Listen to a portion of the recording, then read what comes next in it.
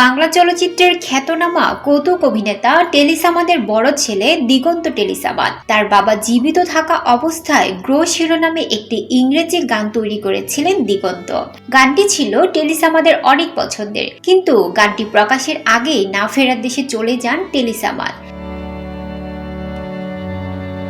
শুধু তাই নয়, নিজের ছেলের বিয়ের ঠিক 3 দিন আগে মারা যান তিনি। সম্প্রতি টেলিসামাদের মৃত্যুর 3 বছর হয়েছে। তার ছেলে দিগন্ত বাবাকে স্মরণ করে বলেন, দেখতে দেখতে 3 বছর পার হয়ে গেল বাবা, আশা করি তুমি অনেক ভালো আছো। তোমাকে তো আর দেখতে পায় না, তবে তোমার দেয়া স্মৃতিগুলো সবসময় মনে করি। তুমি ভালো থেকো বাবা, তোমার জন্য অনেক অনেক দোয়া রইল, আমিন।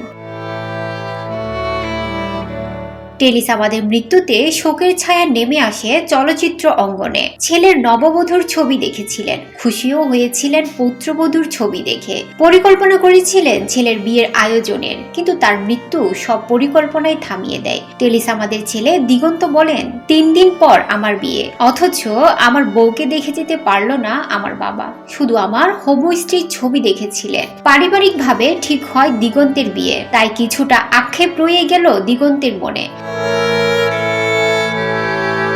দিগন্ত সামাদ একটি বেসরকারি প্রতিষ্ঠানে চাকরি করেন, পাশাপাশি গানও করেন। তিনি আরও বলেন, আমি বিশ্বাস করি বাংলাদেশেও আন্তর্জাতিক মানের গান, মিউজিক ভিডিও বানানো সম্ভব।